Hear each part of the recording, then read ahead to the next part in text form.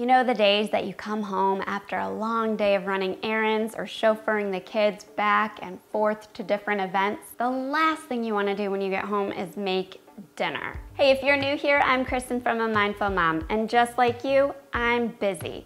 And there are a lot of nights I don't feel like making dinner. I'm sharing with you a recipe today that takes 15 minutes, and it has saved dinner for my family time and time again. It's my 15-minute easy bean tacos. All right, let's set your timers for 15 minutes and get dinner on the table. Start by preheating a large nonstick skillet over medium heat.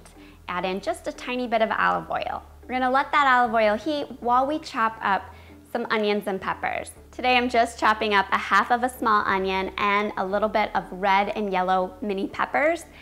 If you have frozen peppers and onions on hand, that's a great thing to keep in the freezer as it will speed up dinner prep on busy nights. But I wanted to show you today that we can get this done in 15 minutes even if we have to chop up our fresh veggies. If your kids are picky like my son was when he was younger, certainly omit the peppers and onions. And hang in there, their tastes do change. He's a teenager now that eats everything in sight. Now we're gonna add our peppers and onions to our skillet. We're gonna let those saute just for a minute or two to slightly soften while we make our taco shells. I have a couple tips when it comes to making taco shells. I place a mini muffin tin or a regular muffin cup liner on a sheet pan. And then I can take my taco shells and set them upright in between the rows of the muffin cups. It does take a couple trays, but it's a great way to keep your tacos upright when you fill them too. Another pro tip is to add some shredded cheese to the bottom of your taco shells. You can use cheddar cheese, Mexican cheese, mozzarella cheese even. That way, the cheese will be melted on the bottom of the taco shell and it will prevent the bottom of your shell from getting soggy when you add the bean mixture. So we're gonna pop our taco shells into an oven, and now I'm going to turn the oven to 300 degrees. You should never put anything in the oven before you let it fully preheat. But we're just warming our taco shells. It won't hurt them. I'm gonna give our peppers and onions a quick stir. Peppers and onions look perfect, so let's head over to the sink and get our beans drained off. Use black beans, kidney beans, red beans, whatever your family likes. Add our beans right to our skillet. Add in 1/4 cup of tomato sauce or salsa if that's what you have on hand. And then I'm adding in 1 teaspoon of my homemade taco seasoning blend. I'll link to the recipe in the description.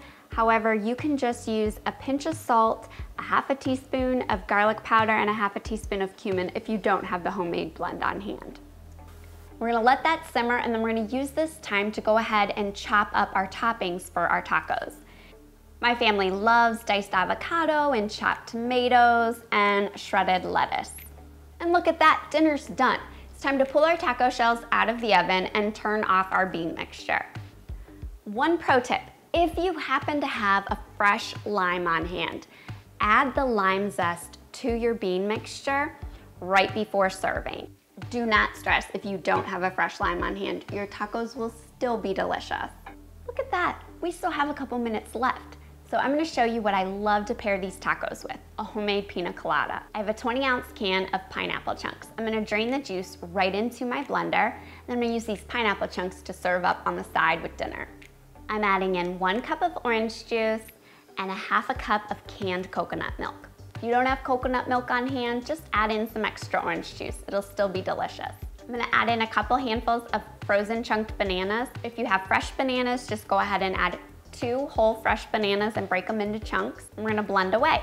Pour the pina coladas, top your tacos, maybe add a little bit of coconut rum to the adult pina coladas, and sit down and enjoy a delicious family meal. So much better than takeout. Before we go, I'm gonna leave you with one final pro tip. It's always a good idea to have chunks of frozen bananas in your freezer, and if you're wondering how I freeze them so they don't stick together, catch me in my next video where I show you really quickly how to freeze bananas perfectly. I'll see you there.